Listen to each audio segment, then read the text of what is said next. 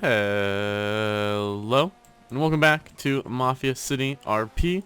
So today, we actually have passed the interview. I'll put a little thingy on screen right now, but we passed the interview from the last video.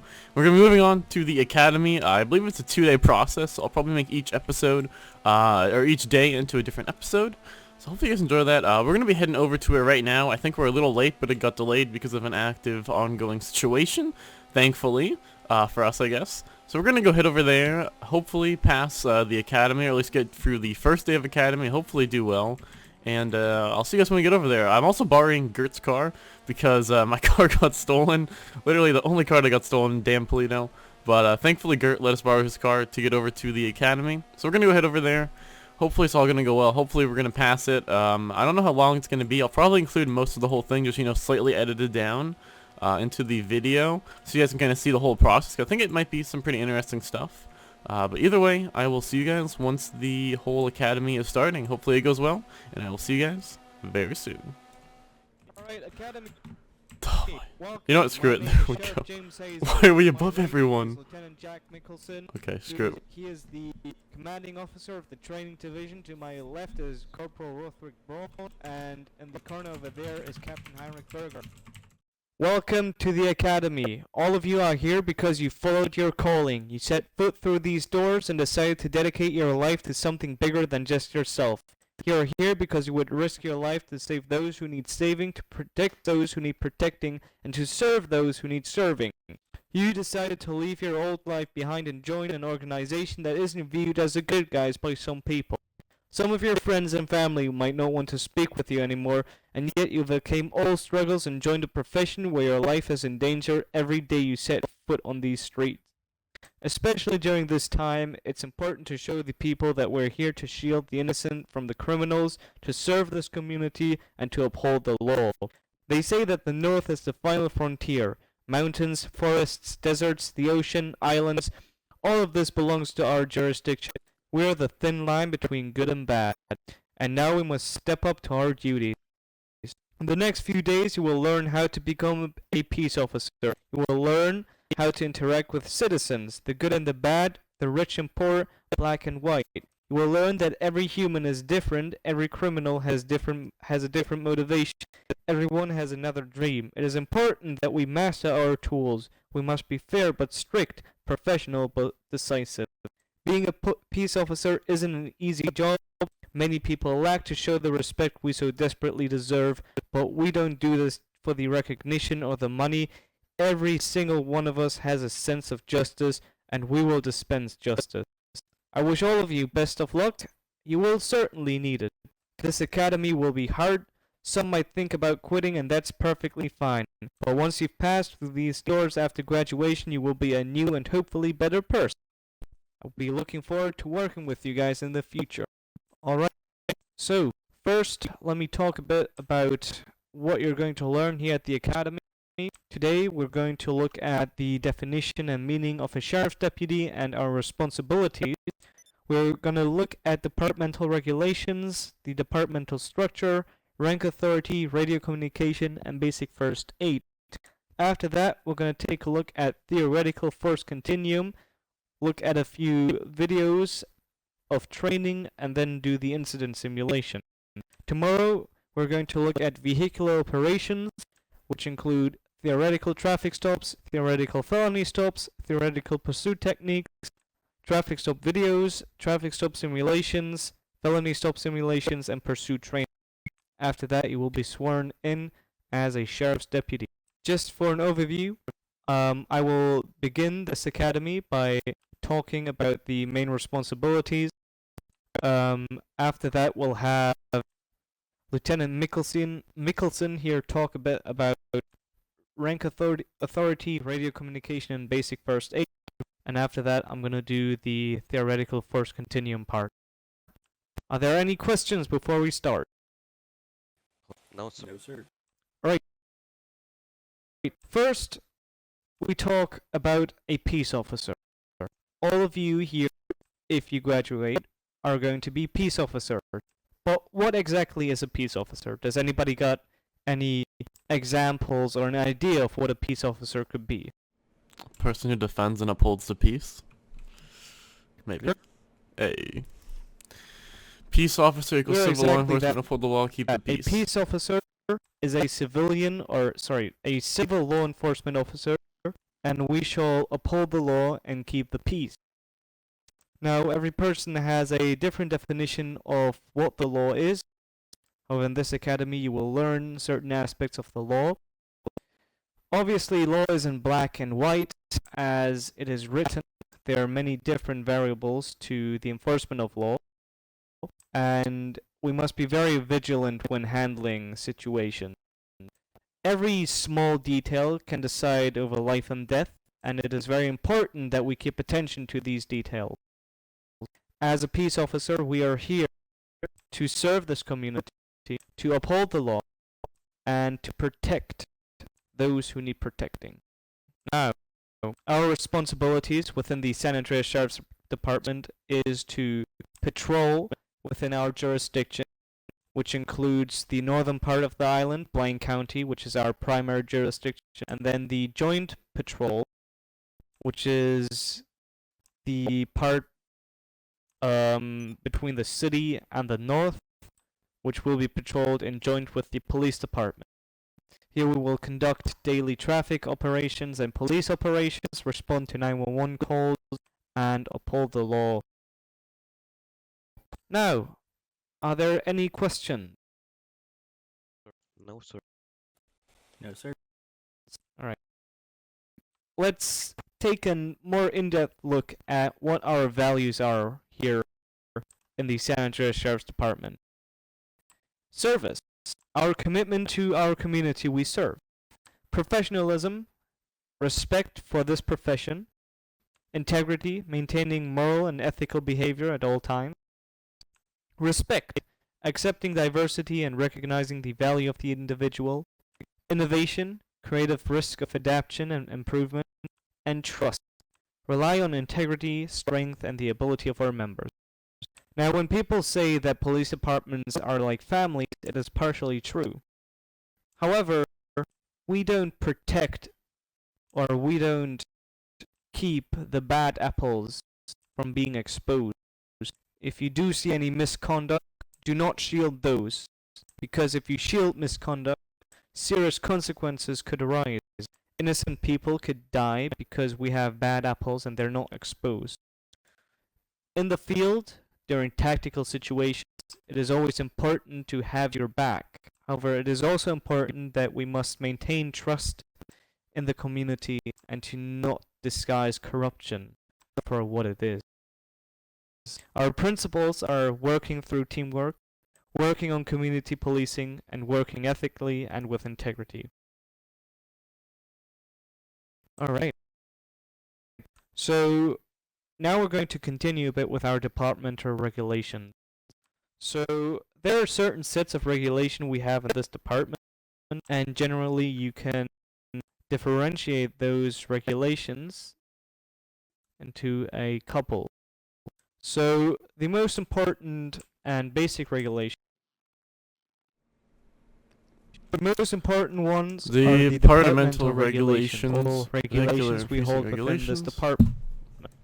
Then we have the vehicular and precinct regulation, which regulate how we use our vehicles and how we use our precinct. And then appearance regulations, which regulate our appearance in the public, meaning the physical. So I'm going to quickly go through our general rules and regulations we have. It is expected of all of you to always be professional on and off duty. Now, obviously, if you're off duty, you still represent this department because people know you, and when they see you, even though you might not be in uniform, they still associate you with the sheriff's department. So it's extremely important to always be professional while you are on and off duty. You must always provide your badge number when you are asked and your last name. If you fail to do so, you will be punished. And obviously it is prohibited to be under the influence of any narcotics or alcohol whilst on duty. Now, that is certainly a no-brainer. As I already said, negative behavior off duty may still be punished as people associate you with the department, and you may only share explicit documents or information regarding the department with the media or public if you have explicit permissions from high command. Furthermore, you are prohibited from posting any personal or business-related advertisements while on duty. I do understand that some of you have businesses you need to run, however, whilst you are on duty, you represent the department and not your business. Then, if you do post anything in social media, you must not post anything that would be obscene, hateful, or inciting in language or media or anything else that includes you being off duty. Furthermore, you may only make departmental announcements or advertisements to the public if you have explicit permission. Then, regarding political statements or political events, all of you are prohibited from participating in those if you are on duty. We as a department protect the right of everybody to exercise their freedom of speech and freedom to assembly, however, we must remain neutral during these situations. Last but not least, if you are involved with each other romantically in this department, you must notify the Internal Affairs Division. Are there any questions about our general rules and regulations? No. Alright. Precinct and vehicular rules.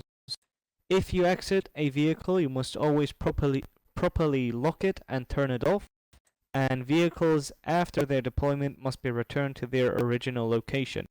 If your vehicle is damaged, you must report this to your next supervisor. For the precinct, only authorized members of the Sheriff's Department, Department of Corrections, Emergency Services, and Police Department may enter past a precinct secured area without being searched. A secured area is an area where you need to unlock the door to enter it. All other precinct visitors must be searched before being admitted. This includes attorneys, and precinct doors must be locked by the last person going through it. Visitors to the jail are not permitted. Are there any questions about our precinct and vehicular rules? No. Alright, so let's take a look at our uniform or appearance policy. So for hairstyle, male deputies must have their hair constantly combed and in line with the professional image of the department. Your hair color must be of natural color and not dyed in any unnatural colors. I don't want to see anybody dyeing their hair in orange or blue, anything like that. Your hair may not may not completely cover your ear or fall to the color of the uniform, and it must always be neatly and briefly combed. For female deputies, we can skip that. Makeup. Male deputies are permitted to wear slight makeup. It is also always up to a supervisor's discretion to decide whether or not makeup is appropriate or not. For tattoos, the Sheriff's Department employees are allowed to wear tattoos. However, there are some limitations, which includes no tattoos below the wrists, no tats above your shirt collar, no tats on your feet. All of your tats may not have any hateful, obscene, or controversial images and or messages displayed. Are there any questions? No. Nope. Right. Next, we're going to take a look at the departmental structure. So, obviously, the San Andreas Sheriff's Department is a law enforcement agency. That means that we are permitted to enforce the law of San Andreas. Within the Sheriff's Department, there are a total of 14 ranks, and these 14 ranks are divided into 4 groups of ranks. These groups include the High Command staff, which are responsible for the bureaucracy of the department, maintenance, and the administration, updating and changing protocols and procedures. Then we have the command staff, which is in charge of assisting the executive staff and also running their own command. What a command is, I'm going to talk about in a second. The supervisor staff is tasked with performing day-to-day supervisory duties by supervising patrol staff, and patrol staff are supposed to perform day-to-day patrol duties within the department. The ranks are as follows, from highest to lowest rank: sheriff, undersheriff, assistant sheriff in the high command structure, major and captain in the command section, then lieutenant, staff sergeant, and sergeant in the supervisory, and corporal in the supervisory section, master, deputy sheriff, senior deputy sheriff, deputy sheriff, deputy sheriff trainee in the sheriff's academy in the patrol group. Now, in the sheriff's department, there are multiple commands and divisions. A command consists of multiple divisions within that command. There are a total of 4 commands. The first one being the Administrative Services Command, which include the Training Division, which is responsible for the training, the academy, which are doing right now, and the field training program, which you will complete after the academy. And then we have the Employment Division, which is responsible for your employment. In following, we have the Special Operations Command, which include the Special Response Team, a specialized tactical response unit for crisis situations, and a Search and Recovery Team, which is responsible for aerial support, coastal duties, and mountain patrol and rescue. The third command, which is called an office, is the Sheriff's Office, which includes the Internal Affairs Division, which is responsible for investigating any internal misconduct. And last but not least, we have the Field Operations Command, which includes the Blaine County Field Operations, which covers Paleto Bay and the Main of the North, and the Los Santos County Field Operations, which includes Sandy Shores and Middle of San Andreas, and the soon-to-be Highway Patrol. Are there any questions about what commands are or the departmental structure? Are certain No. ranks required to move up to like SRT and that kind of stuff? Yes. So as soon as you've graduated the field training program and have been promoted to deputy sheriff, you will be eligible to apply to the special response team. Okay. All right. So now we're going to take a look at our call signs. So there are several call signs which distinguish the unit, the rank, and more. So first we have Kilo, which stands for High Command Staff, Whiskey, which stands for Command Staff. Then we have the Alpha and Bravo call signs. Alpha stands for Blaine County Command, and Bravo stands for Los Santos County Command. Before the Alpha and Bravo, you have a number, a numeral, 1 to 4. The 1 to 4 distinguish between the platoons in each county command. And after the Alpha Bravo, you have another numeral, 1 to 9, meaning that it's supervisory staff, and 10 to 30, meaning basic patrol. For an example, Ushi, if you have 1 Alpha 10, you're going to be in the 1st platoon of the Blaine County Command, and your unit's designation or identification is going to be 10.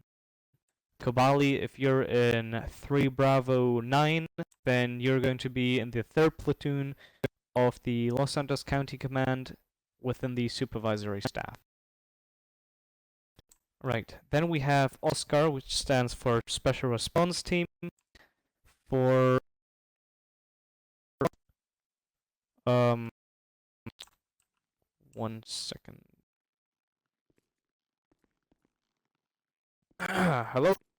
Thank you. Alright. So then we have within the search and recovery team, we have Guardian, Ocean, and Zulu. Guardian standing for the air unit, Ocean standing for the sea unit, and Zulu standing for the ground unit. Not last. Then we have the Yankee unit, which is the Scene Assistance Unit, aka the Tow Truck Deployment, IDA, which stands for Internal Affairs Division, and Frank, which is a basic definition or designation for all trainees and also for foot patrol. Any questions about call sign? Will we get a like a reference sheet after this to go over just to memorize everything? You guys should already have access to the Academy section within the website where all of the call signs are listed. Alright. So, now that that's done, Lieutenant Mickelson is going to talk about rank authority, radio communication, and basic first aid. Sorry about that. Alright, so I had to get my thoughts together. Alright, so again, my name is Lieutenant Jack Mickelson. You're going to send me a lot over the next couple of weeks, and then potentially more in the future. Currently run training division, employment division, half run SRT, and you'll be seeing me for the firearm certification course. So the Sheriff's Department is split up into 14 ranks, and there's a typo on the handbook. I'll fix that. The 14 ranks are as follows, starting from the top. You have the Sheriff, the Undersheriff, Assistant Sheriff, Major, Captain, Lieutenant, Staff Sergeant, Sergeant Corporal, Master Deputy Sheriff, Senior Deputy Sheriff, Deputy Sheriff Trainee, and Sheriff's Academy. Jeez, that's a lot of ranks. 14. So we're going to go ahead and flip-flop. We're going to start at the bottom for the rank authority. So rank authority, what that is going to be a series of privileges, authority, and responsibilities that are attached to each rank. There are certain things you can do. There are certain things you cannot do. So starting off at the bottom, you have the Sheriff's Academy. That's what you guys are. You're just going to be a basic member of the recruiting process. Once you complete day 1 and 2 of the academy, you'll be promoted to Deputy Sheriff Trainee. Now, what does that mean? It means you get a Frank call sign. It means you can start conducting your FTPs, which stands for your Field Training Program. And then you can also start going on duo patrols with full deputies. So you do actually have a little bit more authority on there. So you may go on solo patrol with the permission of a supervisor after completing your FTP4.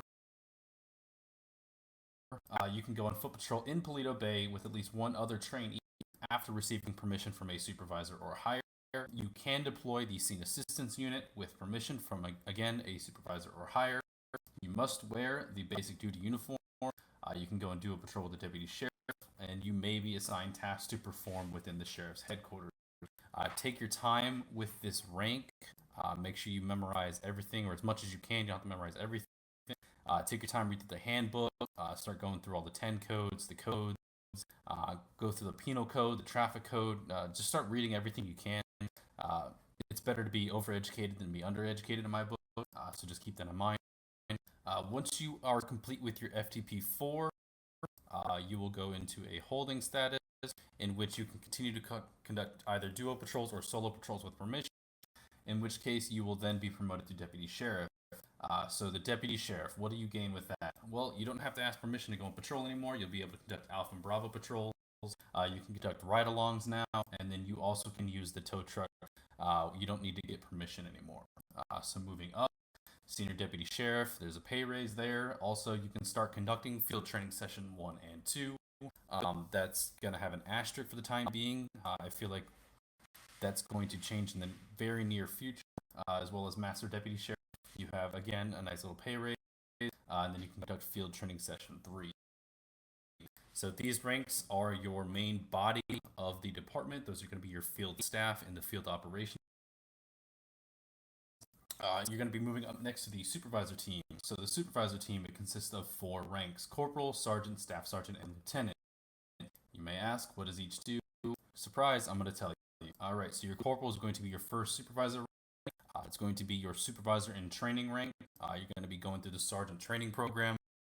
You're going to be learning how to be a supervisor, basically all the back end stuff, all the paperwork, how to probably take care of your guys, make sure they're safe, and can conduct their business accordingly. So, corporals, what can you do?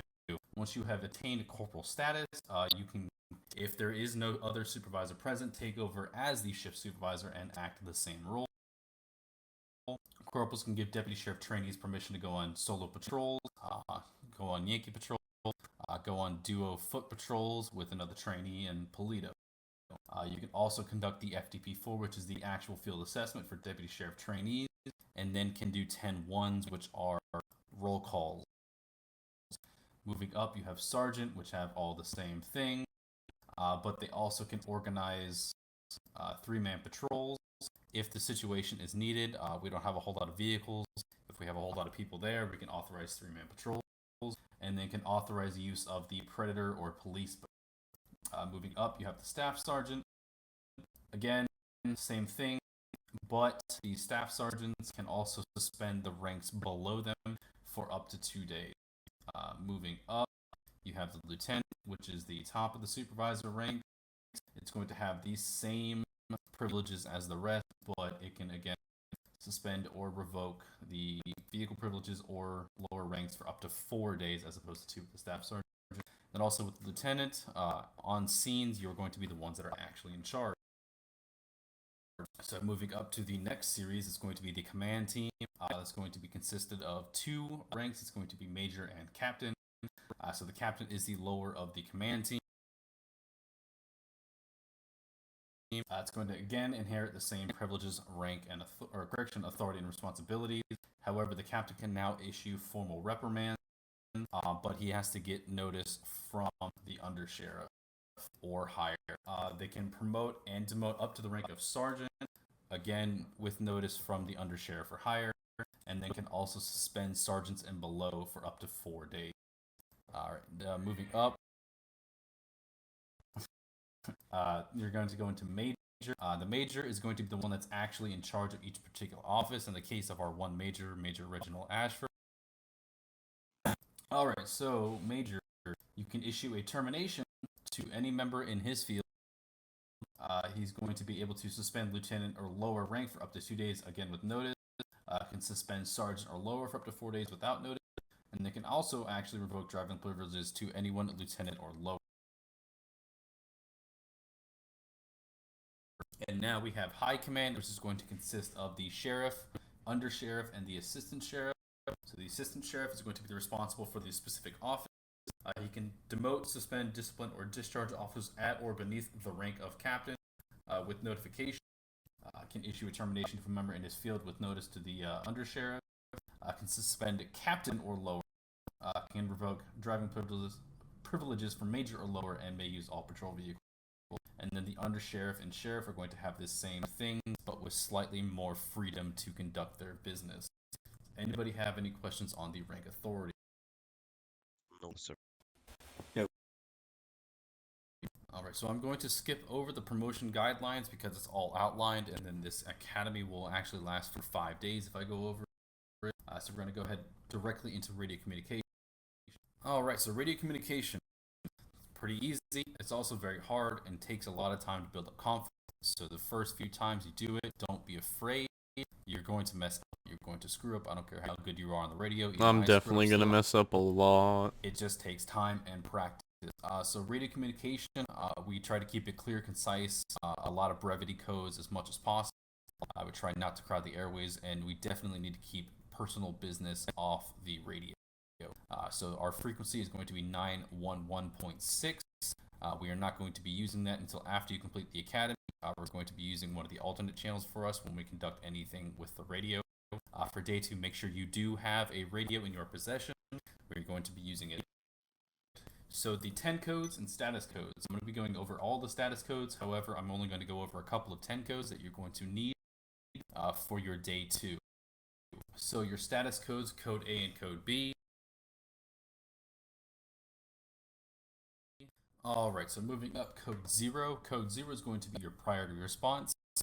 If it doesn't affect life, limb, or eyesight, you're going to drop whatever you were doing and absolutely respond to that situation. Again, if someone's life is in danger, do not drop whatever you're doing. However, if you have a code 0 or you hear it over the radio, go ahead and drop what you're doing and respond to that. So code 1 is going to be your non-emergency response. It's going to be no lights and no sirens.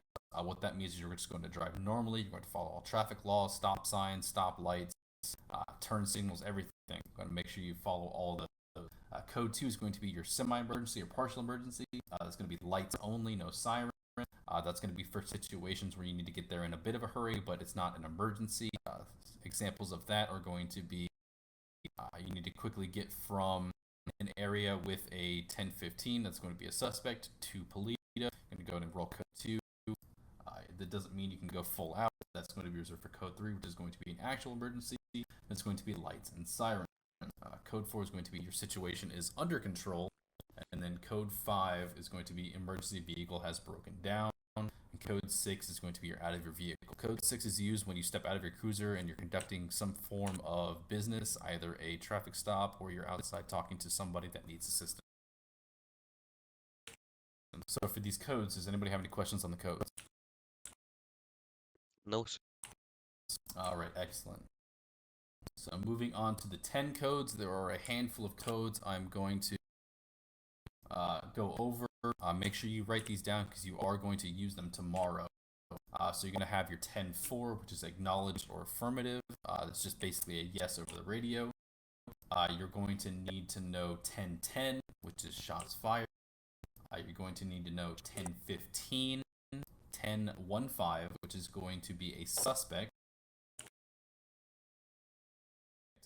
10-20, which is going to be a location.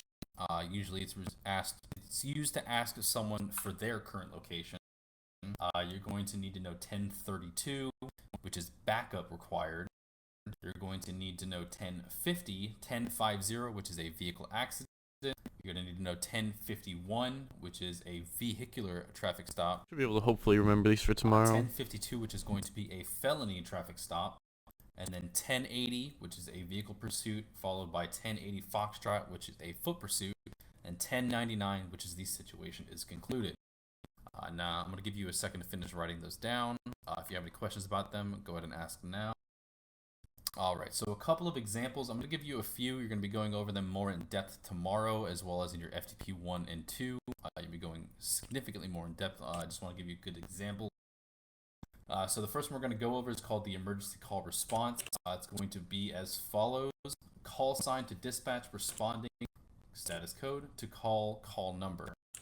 In real time, it's going to sound like my call sign is going to be 1 off of 1. 1 off of 1 to dispatch, responding code 3 to call 028. That means I have received the dispatch. I'm going to that specific call, code 3.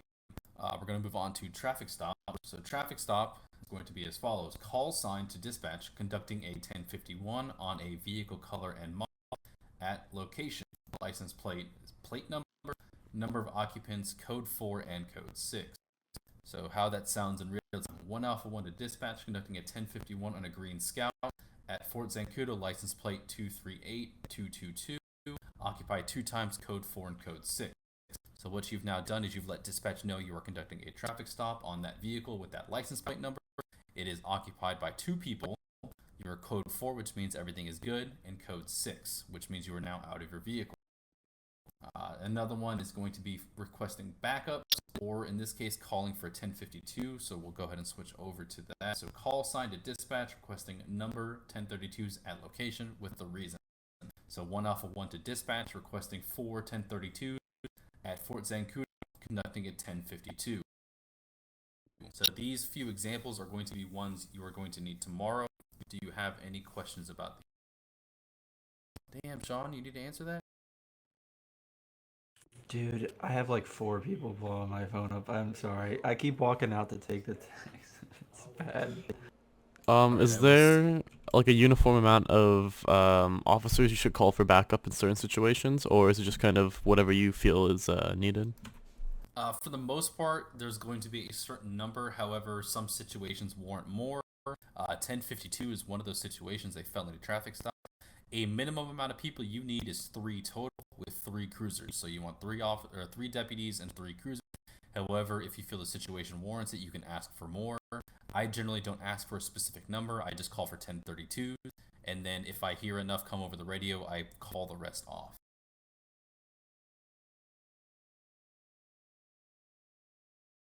All right, Yeah, so that concludes radio communications for now. If there's no more questions, Mr. Uchi, did you have a question? I was going to say, I know over at DOC we always kind of tried to follow the general rule of as long as you outnumber the amount of people. I know a lot of times you could be out on patrol alone, so if you encounter a car with, say, 3 or 4 people on it, is it advised to bring in another unit at least? Yeah, so what I'll do, especially if we have a significant amount of people, I'll stack 4 people in the 1052, so 4 cruisers. There might be more people in each cruiser. There might be a duo patrol. I'll do 4 cruisers plus 1 in hard pursuit, and then everybody else I'll have staged about half a mile up and down the road from that person in case they decide to run. You don't want to crowd too many people in one location just because it's a shoot fest in that case, but you want to make sure you have at least a significant tactical superiority. However, a significant tactical superiority is 3 to 1, which we won't go over because that's the Army rules. However, you want to make sure you feel comfortable with the situation. Right. Okay. Is there a certain code or something if we know it's a high value target or possibly a hostile situation? Yeah, so when you run the name, usually when you do a 1052, it's going to be someone who has warrant. Just request 1032s and then just continue on with it as normal. There's no point to put their name over the radio. Just get them there, get them out of the vehicle, and then if it's going to be an issue, call a supervisor, see if you get SRTs pulled up. So when we That's pull gonna over be something we're wrestling, gonna we be gotta talking definitely call about some in the future backup. with a couple new divisions we're working on, so that's not something for the academy. All right, before we go into basic first aid, does anyone need to make a tinkle? I need to Good to go take here. take a sip of water real quick. All right, so judging by the stunned silence on your face, the way you're staring at me, basic first aid. What is that, Lieutenant Mickelson? All right, cool. Basic first aid. That's exactly what it is. Basic first aid. We are not EMTs. We're not surgeons. We're not doctors. We're not combat medics. We're not any of those. We are, however, first responders, and we are expected to be the first ones on scene. So what you want to do is stabilize. Always stabilize. Don't worry about stopping everything. Don't worry about saving them. We just need them to live long enough for the EMTs to get there. So the BLS Rescue Pack, or Basic Life Support Rescue Pack, is going to be in every single one of your cruisers. Inside of your BLS Rescue Pack, which will be in the Crown Vic and Scouts, is going to be in the trunk. In the Camacho, it's going to be in the bed. In the Insurgent, it's going to be on the roof rack. In the helicopter, it's going to be directly behind the co-pilot's seat. And then in the Sanchez, we have a smaller one. Oh no, we got BF-400s. There's going to be a small one underneath the seat. Inside your BLS Rescue Pack, in the large ones, you're going to have 1 box of disposable nitrile gloves, 6 water gel burn treatment pads in a 4x4 square, 2 water gel burn treatment lotion bottles, 1 set of trauma shears, a set of banded scissors, tweezer, pocket mask, a box of safety pins, which contains 40 pins, a box of antimicrobial disinfectant wipes, which contain 30 wipes total, each of them individually wrapped, 12 sterile gauze pads that are 2x2 squares, and then additional 12 gauze pads that are 4x4 squares. There's going to be 1 sterile gauze roll that is 72 inches long by 4 inches wide, a Medistrict pain relief spray bottle, 8 triangular bandages, 1 thin white medical tape roll that is 1 inch wide, 1 thick white medical tape roll that is 2 inches wide, 2 clean towels, 1 cold pack, 1 hot pack, 1 window pump, a box of band-aids. I'm pretty sure they're just plastic, however I like to keep Hello Kitty ones just because. 1 pen light that's going to be used for simple things, a plastic splint, 1 alcohol wipe package that's going to have 20 wipes individually wrapped. Jesus, this is a big freaking medical package. Saline water bottle that is 500 milliliters, 1 Mylar space blanket, 1 Advil adult dose painkiller bottle, and 1 Flintstones child dose painkiller bottle. So all of that should be more than enough for you to go ahead and treat a patient and make sure that they survive long enough for EMT to show up and make sure that they live. Sorry, that dispatch was weird. Alright, so the standard issued BLS pack. You need to make sure at the end of your shift every single day you inspect it, you replace any items that you have used, and make sure that everything is in its proper place. That way, on a situation, you know exactly where it's at and can treat the patient. So the basics of first aid. What is that, Lieutenant Mickelson? Alright, perfect. ABCs. Does anybody know the ABCs? Nope. Alright, perfect. It's a good answer. Alright, so your ABCs is going to be airway, breathing, and circulation. Those are your 3 basics for first aid. Airway and breathing is the same thing. I know it's the same thing. However, there are 2 subtle differences. Airway, you want to make sure that their airways are clear. They're not choking on something. Their tongue's not somewhere. They're not inhaling their own vomit. You want to make sure that the airway is clear. Once you have confirmed that the airway is clear, you can move on to breathing. Breathing, what is that? Their lungs are moving. They're attempting to take breaths. If their airway is blocked, you need to make sure that you do your very best to open up that airway, move the obstruction, whatever you need to. breathing. If their lungs are not moving up and down, you are going to manually start those chest compressions. Chest compressions, what are those? Easy. You take your hand, place them into a fist. You're going to place those both hands on the center of the patient's chest, right above the sternum. You're going to create compression. You're going to give 30 compressions in a speed of 100 compressions per minute. Once that has occurred, if the patient is breathing, you don't need to do rescue breaths. However, you will need to do rescue breaths if they are not breathing. So the next step, once you have confirmed that they are breathing and their airways are clear, you're going to move on to circulation. What is that? Circulation is going to be any kind of blood flow issue. You are going to be looking for blood. You're going to search that body. You're going to look for gunshot wounds, anything like that. You're going to make sure that you pack the wound. You're going to cover the wound with gauze and make sure that bleeding stops. Once that bleeding is stopped, you're going to continue checking those bandages for seepage. You're going to make sure that they continue breathing. If they are conscious, you're going to make sure that they stay alert until the EMTs get there. Once the EMTs get there, you're going to make sure that they are apprised of what injuries are there, what measures you have taken to stabilize them, and they're going to take it from there. There's a lot more to first aid. I'm willing to sit down with anyone who wants to learn more about first aid. However, this is an academy course. You're going to learn the basics.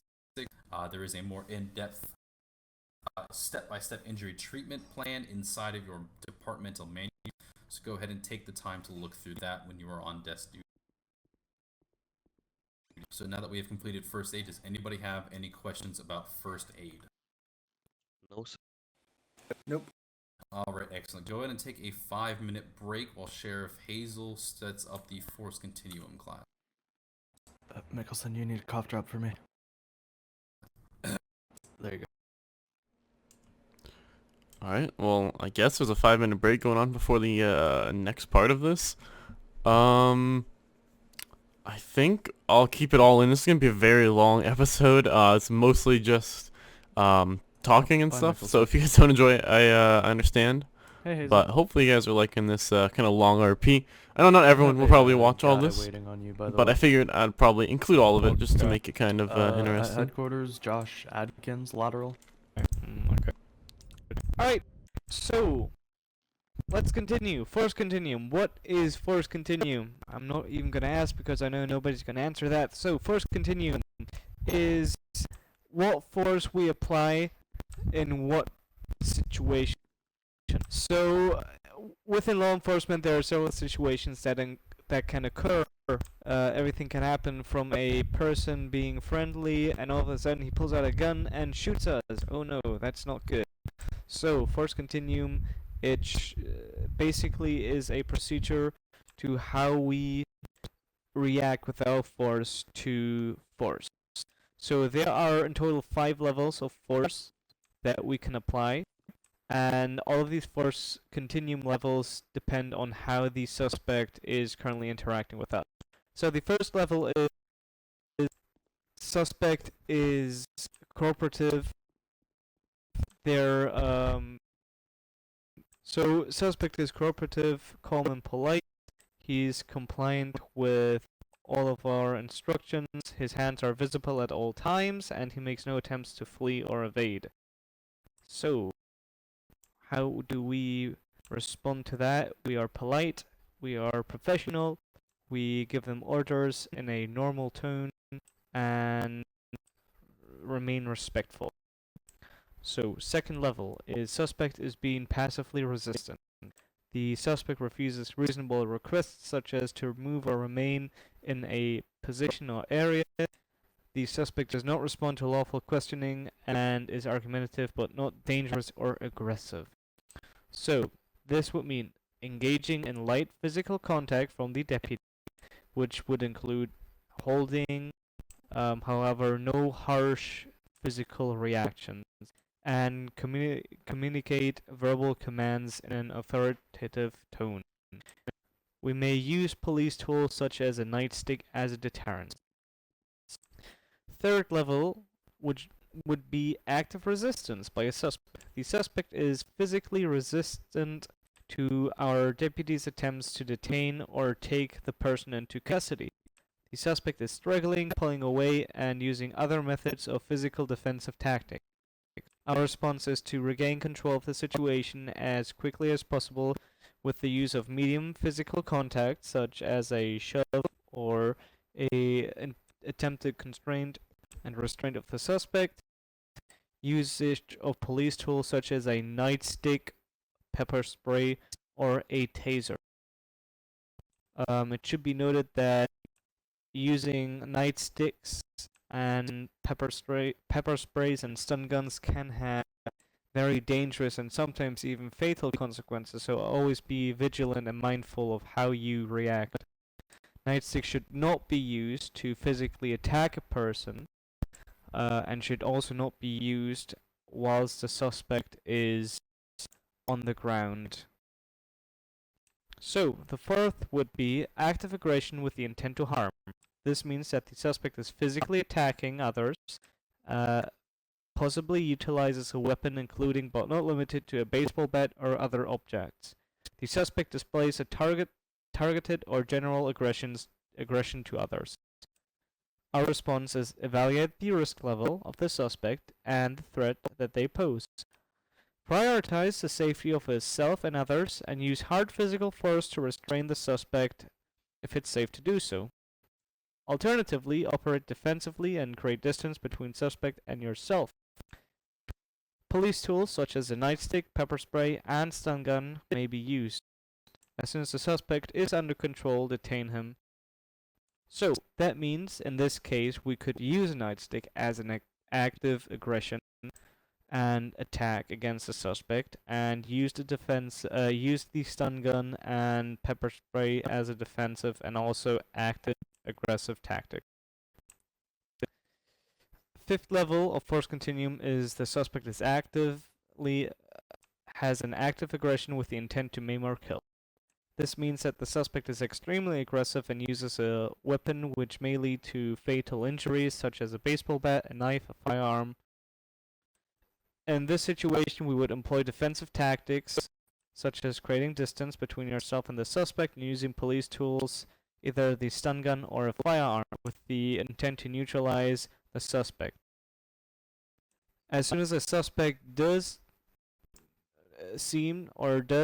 fall under the fifth level of force continuum, meaning to either kill or severely injure a person, we must use any force possible to neutralize that suspect so it's no longer an active threat to us, himself, or third parties. For a disclaimer, it is always important that we evaluate the situation and pay attention to small details because they can decide about life and death. If you use improper forces of levels of force continuum, this may end in possibly the suspect or others being fatally injured and you receiving either disciplinary actions or also criminal charges. Any questions? No, sir. Right. We're now going to take a look at a few training videos. So, Oh boy. I'm not sure if I'll show these or if, because I'm pretty sure it's gonna be probably YouTube videos or something. Oh, well maybe they're just RP done, but guess we'll see. Yep, that's what I thought. Alright, so I'll probably skip past these videos and see what's going up next, because I don't know if they'll translate super well, but either way, I will see you guys whenever the next part of this is going on. first thing we're going to look at is taser deployment. So, we have our standard issue taser. So, what is our standard issue taser? Our standard issue taser is this. This is the X26 taser. It's got a 10 meter range and chokes you with up to 50,000 volts of power. So, we're now going to learn how to utilize this taser, and therefore all three of you are going to be tased at least once a day. Fun. Like just like Alright. DOC. So, first of all, it's important to note that this taser is a less than lethal weapon. What does this mean? This this weapon is, or can still be considered as a lethal weapon, it's just less lethal than a pistol. This taser is the option between your nightstick and pepper spray and your firearm. Ideally, it should be used against aggressive suspects or evading suspects on foot. So, it is important to note that this deployment or the deployment of a taser can lead to serious bodily harm or death, so I would not suggest you utilizing the taser unnecessarily on anybody that has heart problems. The other side, if anybody has heart problems, they shouldn't be resisting the law. Complications could occur if the person is on drugs, because either the taser won't work or because of the drugs, the suspect may suffer an heart attack. Same can happen if you deploy the taser too many times. It could result in a heart attack of the victim or suspect. So, whenever you have a situation that you need to deploy the taser, you have a suspect in front of you or running away from you, you're going to give clear commands. You're going to let the suspect know that if they continue whatever they're doing, they're going to be tased. Be very informative and very strict with your commands. Don't ramble around for 20 years. Just make it clear, sir. If you don't stop resisting, you will be tased. Give them a couple of warnings. If they continue, you're going to aim your taser at the suspect. Ideally, it's going to be the torso of the suspect. Why is it the torso? Because the torso is the biggest mass of body. So the torso is going to be our target, and you're going to yell taser, taser, taser, and as soon as you say that, you're going to utilize your taser. So what we're going to do, all of you, you're going to hold Zez by his right and left arm. Gonna go here in the grass so he doesn't fall too hard, and I'm gonna tase him, and he's gonna slowly you're gonna slowly let him drop to the floor. So Ushi and Hosa, go ahead and grab him by his arms. Jesus, I'm half asleep. Alright. Taser, taser, taser.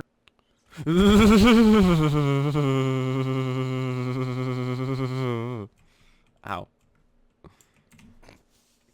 Good job. Alright, Was this fun? next. What are we going to do now? We're going to do incident simulation. So we're gonna have Deputy Smith here be the bad guy, and you guys are going to Ooh, we're gonna taste people? going to be the deputies responding. Each and every single one of you are going to be lead deputies for one situation. So Deputy Smith, go over there please to the whatever there is. Right, so you guys over here. So how do we want to approach? So you'll have your main deputy in the middle, and then we'll have our secondary deputy on the left and tertiary deputy on the right, and vice versa. So why do we spread out like this? First of all, if we stand like this in a row, we have a huge target. If I were, for example, the suspect, if I wanted to shoot at you guys, bam, I have a huge target right in front of me, but oh no, I have 3 people surrounding me, so I first need to shoot Kabali, then Hosa, and then Ushi. By that time, at least one of you would have the gun out. Oh, Jesus. Somebody's running in excited. Yeah. I Oops. Say, man, I'm impressed. That was some distance that you took. Holy I know. shit, I teleported fucking across. So, second reason why we stand apart like that is we have more coverage. We have 3 angles we can look at. Ushi can see if I have any weapons to my left. Kobali can see if I have any weapons on my right, and Hosa can evaluate my general demeanor. What you guys are going to do, whoever is in the middle is going to be the lead deputy. You're going to approach the suspect. Always make sure that you have some sort of distance, because as you see, even 3 meters are not really a distance because they can reach very far. So always have the suspect at least a couple feet away, and then if you ask for their license, let them step closer, but never have them in your face like this here. Why is Oza bigger than I am? I don't know. Anyway. Nope.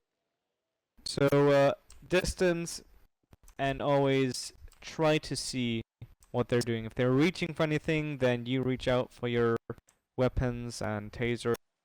And if he's swinging, then taser.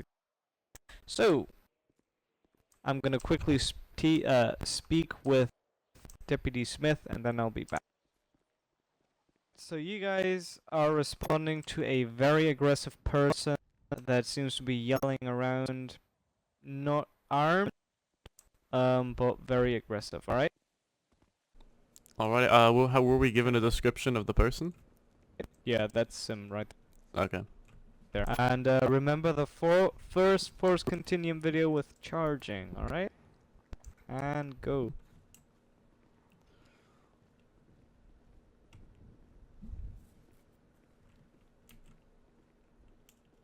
He's coming! Oh. Please stop moving. Taser, taser, taser! Stop moving. Fuck you! Sir, please stop moving, sir.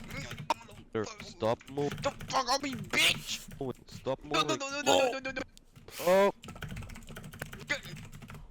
Watch crossfire. Alright, and Go on. cut. I don't know if he actually hit somebody. Holy shit. Did he hit somebody?